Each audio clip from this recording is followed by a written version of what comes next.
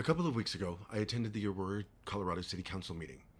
There was an item on the agenda that I was interested in, but what caught my attention most was that for a different item on the agenda, of the 9 city council members that were present, 4 of them had to recuse themselves because they had done business with one of the contractors that was involved in the project.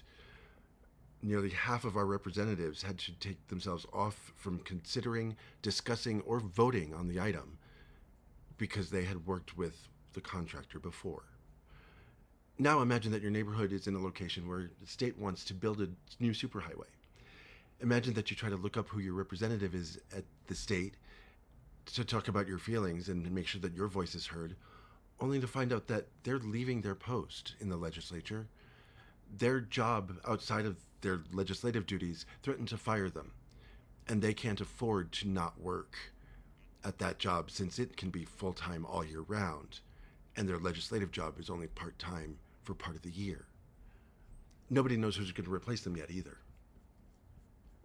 Most state and local governments elect officials to part-time positions. These positions pay less because they're part-time and result in many elected officials maintaining secondary jobs or side gigs in order to survive. My name is Christopher Judge. I'm here to show you that it would not be a great stretch financially or otherwise to change these elected positions to full-time. Making them full-time would potentially make it more accessible for those who want to participate in government. It would also decrease conflicts of interest that prevent elected officials from adequately representing their constituents. For these reasons, I would propose that state and local municipal governments reconsider and make their elected officials full-time positions where they can better serve their constituent groups. We all elect the individuals that represent us, whether it be at the federal, state, or local level. Representatives who work in Washington are considered to have full-time positions, and according to Congress.gov, they make $174,000 per year plus a per diem, which I'll get to in a minute. Our compensation for 40 out of our 50 state legislatures are all part-time positions. Many of these part-time positions don't pay enough to even be considered a living wage. In fact, according to the National Coalition of State Legislators, in New Mexico, those legislators don't make a salary at all. They're, in fact, practically volunteers. In Colorado, legislators make $50,802 per year for their base salary. The U.S. Census reports that the median income for a Colorado resident is $74,000, leaving Colorado legislators more than $20,000 short of the median income that they represent in their own state before considering their per diem. In my home city of Aurora, Colorado, members of the city council make $32,000 per year for their part-time positions. One big concern with this is that our full-time legislators in Washington really don't work much more than their state and local counterparts. When you consider that a regular full-time job, 40 hours a week, 52 weeks a year, is 2,080 hours of work per year. The United States Senate reports that on their website, they work 146 days in this year's current session.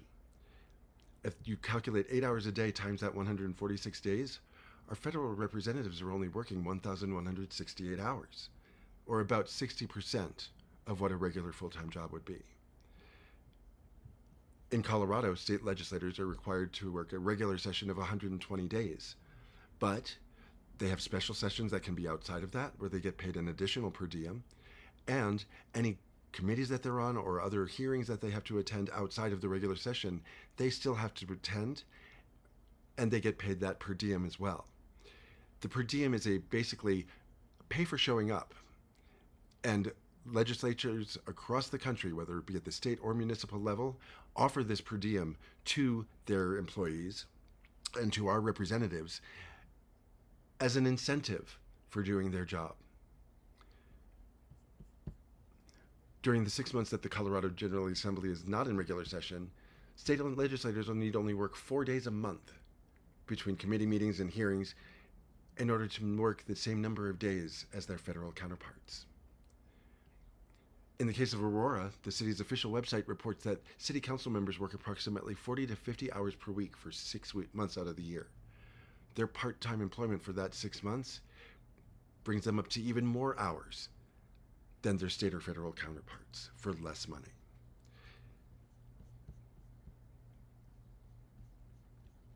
The per diem is, like I said, payment for showing up. But it's impacted by things like distance traveled in order to get to your job. It's also impacted by whether the regular session is in session or if it's outside of the regular session.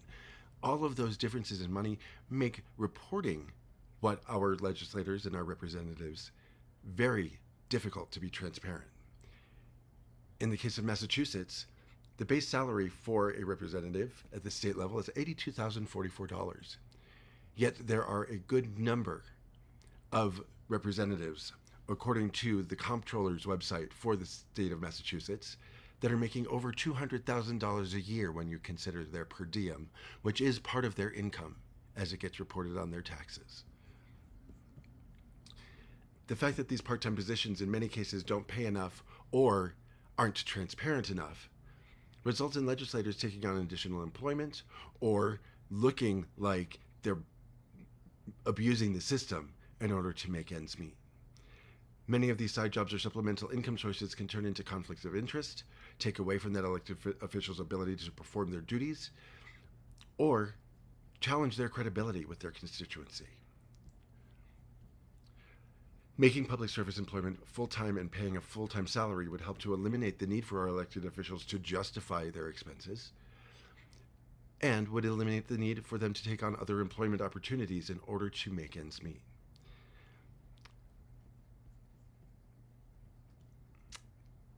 This current need for many legislators to seek outside employment also prevents a number of individuals who might be interested in running for office. If we had more candidates, we might get better candidates as well, with a more competitive field at election time. Knowing that the commitment and resources necessary to run a campaign for office, there are many qualified, capable, and interested people that choose not to run, because aside from all of that effort, the compensation that they would receive becomes burdensome rather than sustainable for them to remain in office. If these positions were paid a full-time salary that was in line with the work that they did, then competition and quality for those positions would increase, and more individuals would be able to consider and pursue public service opportunities. I don't know about you, but I can't think of a lot of employers who would be willing to let their employees work only half of the year so that they could work in the legislature without some sort of consequence. And some of those consequences are beginning to be addressed. Aware of the challenges to find employment that would complement a legislator's activity, the Colorado legislature introduced a bill this year that would protect elected officials from losing their jobs if they worked in the legislature, similarly to how military personnel are protected when they have to go to trainings or get deployed. They're guaranteed that their job will be waiting for them when they come back. And this bill would do the same for legislators. This kind of a bill wouldn't be necessary if our legislators were full-time with a full-time wage. There might be some who would argue that transitioning all of these part-time positions to full-time would cause an undue expense for taxpayers. In fact, this isn't the case. By restructuring these positions to full-time rather than part-time with a per diem, the expense of that per diem would cover any significant increases to the base salary that our lawmakers get. If legislators are full-time, then the regular session could be significantly longer without using a per diem to pay out during the off session. Eliminating the per diem altogether would allow salaries for legislators and elected officials to be increased to a living wage without incurring any additional expense for those positions. There would also be a benefit to the per diem elimination at a time when transparency is one of the most concerning issues impacting citizens' trust of their government. Simplifying the way that we report the way our elected officials get paid, and giving them a salary that is commensurate with their work, rather than a base salary and a per diem that becomes very confusing to report, difficult to calculate, and expensive to audit, would likely save money for governments that choose to make this transition. The one exception is in regards to city councils or municipal governments. As an example, the Aurora City Council is considering an ordinance to raise their salaries of city council members to $75,000 a year. That would seem like quite a jump from the $32,000 that they're currently paid.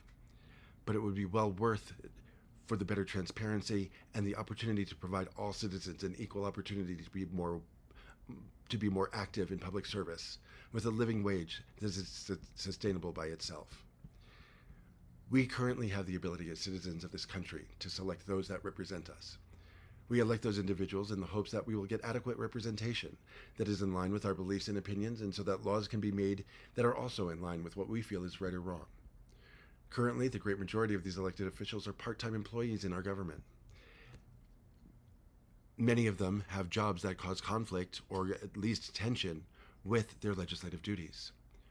Restructuring them to a full-time status would allow opportunities for better transparency in government spending. It would allow for citizens to fully participate in all of the opportunities that government provides, including the electoral process as candidates. And it could potentially eliminate conflicts of interests that plague our government and cause questions when decisions are made. I would encourage you to look at the way that your local government and state governments are structured, and to encourage your local lawmakers to pursue change in their employment structure to full-time employment. Aside from all of the reasons I've already stated, I know that as a citizen, I am worth more than part-time representation.